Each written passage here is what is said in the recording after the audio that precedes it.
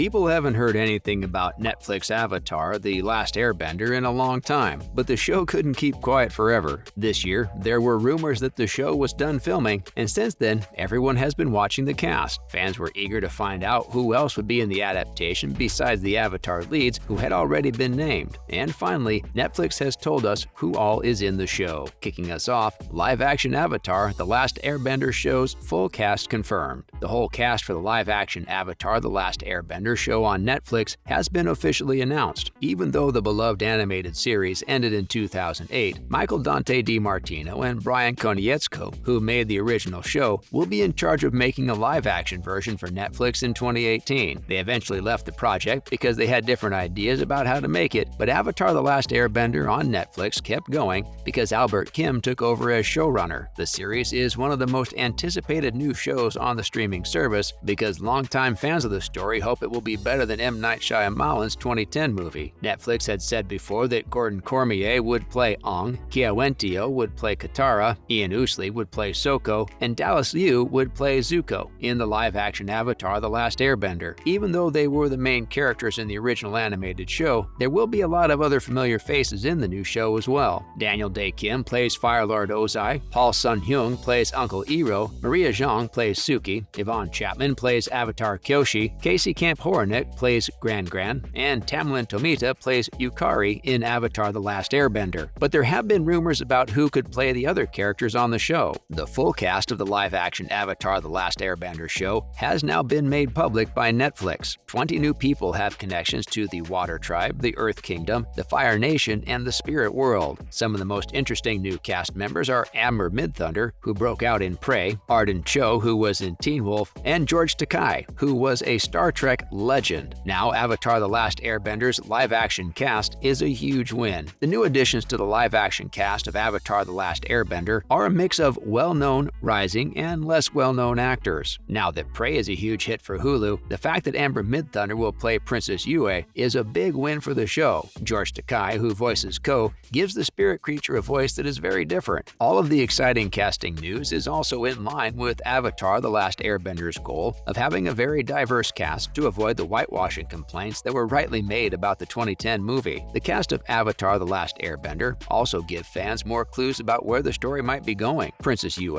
and the characters from the Northern Water Tribe were important to how the first season of the animated show ended, so the fact that they were cast could mean that Netflix's first season will end in a similar way. Changes will be made to the original series, as shown by the early appearance of Fire Lord Sozin. No matter what, the cast of Avatar: The Last Airbender is made up of very talented people. Well, I believe that Netflix's Last Airbender having 4 avatars is perfect for Aang. The new version of Avatar: The Last Airbender on Netflix will have 4 avatars, which will help Aang's story in a specific way. With Daniel Dae Kim as Fire Lord Ozai and many other changes, it seems like Netflix's Avatar is getting ready to tell the story of the show in a whole new way. Fans of Avatar are still waiting for the much-anticipated live-action remake of the show that Netflix is making. One new fact about it could be very helpful. The avatars Roku, Kyoshi, and Kuruk are said to be in Avatar, making a total of 4 avatars with Aang, Gordon Cormier. Aang is an air nomad, while Roku, Kyoshi, and Kuruk are from the Fire Nation, Earth Kingdom, and Water Tribe, played by C.S. Lee, Yvonne Chapman, and Meegwon Fairbrother, respectively. Even though as avatars they and Aang can master every element, the fact that Roku, Kyoshi, and Kuruk help Aang train to be an avatar is great news. Aang's training to master water, earth, and fire was the main focus of each of the 3 seasons of Avatar: The Last Airbender on Nickelodeon, with fire being the most important one for Aang to learn last. The young avatar needed all of his avatar bending skills to stop the Fire Nation from going to war with the rest of the world. The beginning of Aang's training will get a lot of attention in the first season of Avatar on Netflix, but it's unlikely that he'll be able to use all the elements by then. This is where Roku, Kyoshi, and Kuruk are helpful to the Avatar reboot because they can help Aang learn about things that are new to him in the most direct way. Now for Aang's introduction to each element can happen in Avatar Season 1. Katara, Toph Beifong, and Zuko, 3 of Aang's many bending teachers, taught him how to bend water, earth, and fire on the planet Avatar. The Netflix reboot of Avatar might follow a similar path, but Aang's ability to talk directly to his past lives as the Avatar could also play a role in his training, with Roku, Kyoshi, and Kuruk themselves acting as his teachers. Each of them, like Aang, was born with the ability to bend a certain element before learning how to bend the others. They could be the first people to teach Aang the basics of the element each avatar is directed directly connected to. Roku, Kyoshi, and Kuruk had to go through hard training, just like Aang did, to get power over 3 more elements. Each of them can give Aang some general advice about becoming an avatar, but their native elements could be where they can teach him the most, since water, earth, and fire are all new to him. In the Avatar reboot, the stories of Aang's 3 predecessors could be like flashbacks to Aang's own origin as the Avatar. They could talk about how hard it was for them to gain control over all the elements, and how Aang can do the same by looking at how they did it. The most important part of the story of Avatar was how Aang learned to use all 4 elements. This is something that Netflix's new version of Avatar is also likely to keep. By giving Roku, Kyoshi, and Kuruk important roles as past avatars, the show could show a different way for Aang to learn about each element for the first time. Let's talk about Netflix's Avatar: The Last Airbender can offer more than just bending. The new version of Avatar: The Last Airbender on Netflix can show how element bending is based on real-world martial arts without using bending itself. Tai Chi is used to bend water, Huang Ga to bend earth, Northern Shaolin to bend fire, and Baka's Hang to bend air. Toph Bay Song's style of earthbending also uses some southern praying mantis. Avatar did something very different in animation by using real martial arts moves for the element bending. It was part of the Avatar franchise that 2010's The Last Airbender got wrong, and Netflix's Avatar has a second chance to get it right. However, the show's martial arts could be just as interesting if they were shown to some degree without element bending, since each element on Avatar is based on a different and unique style of Chinese martial arts. Showing them in fight scenes or training sequences without their elements could give the best picture of what bending is in the Avatar world. The Avatar reboot would be more fun for both Avatar fans and people who like martial arts. However, it would still only scratch the surface. By focusing on martial arts other than bending, Avatar on Netflix gives the best look at bending that the Avatar franchise has ever had. Next up, Netflix's Avatar can show the real basis of its martial arts. Even though Katara's older brother Sokka and Suki of the Kyoshi Warriors were not benders, they were still interesting characters in Avatar. Characters who can't bend elements don't have to be left out of the action scenes in the Avatar reboot, since they were never on the original Avatar show. Instead, they can be shown as strong warriors in their own right, which helps keep the balance of Avatar. It could even add to the action scenes in Avatar by pitting benders against non-benders like chi blockers who can fight back, or by making benders fight without their bending powers for a short time. Even benders aren't usually able to control the elements well at a young age without a lot of training. Korra's first scene in The Legend of Korra shows that she is one of the few who can do this, along with the possibility that the Avatar reboot will show the inner workings of bending, showing Aang, Zuko, or Katara training in the martial art for their element without any actual bending can help them become much better at it. With this approach, both bending and non-bending action scenes in Netflix's version of Avatar can be interesting in their own ways, while also making the other more interesting. As bending is a big part of the Avatar franchise, and a way to make up for The Last Airbender's flaws, there will be a lot of it in the Netflix remake of Avatar. Well, that's it for today, guys. Hope you enjoyed the video. Till next time, cheers!